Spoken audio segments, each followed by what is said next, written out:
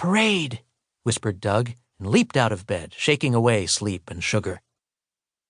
The music got louder, slower, deeper, like an immense storm cloud full of lightning, darkening rooftops. At the window, Douglas blinked. For there on the lawn, lifting a trombone, was Charlie Woodman, his best friend at school, and Will Arno, Charlie's pal, raising a trumpet, and Mr. Wineski, the town barber, with a boa constrictor tuba, and— Wait! Doug turned and ran through the house. He stepped out on the porch. Down among the band stood Grandpa with a French horn, Grandma with a tambourine, his brother Tom with a kazoo. Everyone yelled, everyone laughed. "Hey!" cried Doug. "What day is this?" "Why," Grandma cried, "your day, Doug." "Fireworks tonight. The excursion boat's waiting." "For a picnic?" "Trip's more like it." Mr. Wineski crammed on his cornflakes cereal straw hat. "Listen." The sound of a far boat wailed up from the lake shore. "March!" Grandma shook her tambourine, Tom thrummed his kazoo, and the bright mob drew Doug off along the street with a dog pack yipping at their heels. Downtown, someone threw a torn telephone book off the Greentown Hotel roof. When the confetti hit the bricks, the parade was gone. At the lakeshore, fog moved on the water. Far out, he could hear a foghorn's mournful wail, and a pure white boat loomed out of the fog and nudged the pier. Doug stared. How come that boat's got no name? The ship's whistle shrieked. The crowd swarmed, shoving Douglas to the gangplank. "You first, Doug." The band dropped a ton of brass and 10 pounds of chimes with "For He's a Jolly Good Fellow" as they thrust him on the deck, then leaped back on the dock. Wham! The gangplank fell. The people weren't trapped on land, no. He was trapped on water. The steamboat shrieked away from the dock. The band played Columbia Gem of the Ocean.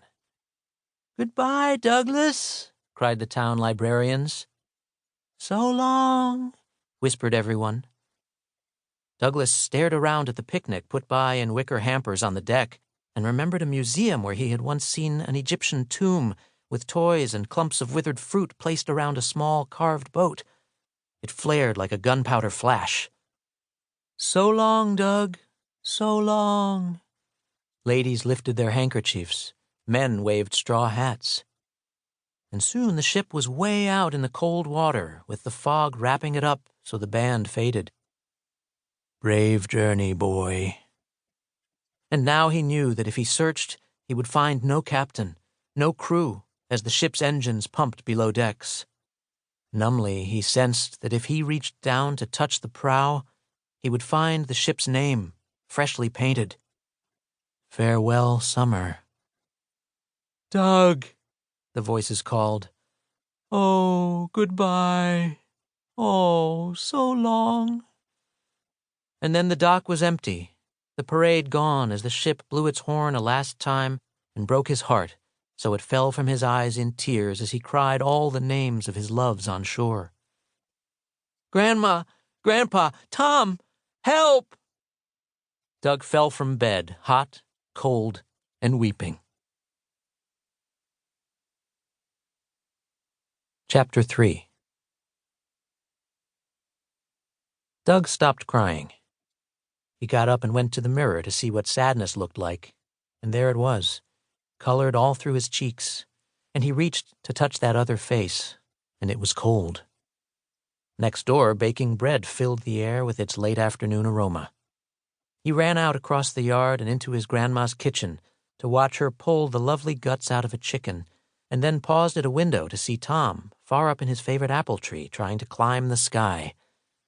Someone stood on the front porch, smoking his favorite pipe. "Gramps, you're here! Boy, oh boy, the house is here! The town's here!" "It seems you're here too, boy." "Yeah! Oh, yeah!" The trees leaned their shadows on the lawn.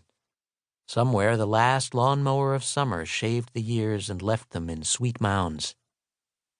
"Gramps is—" Douglas closed his eyes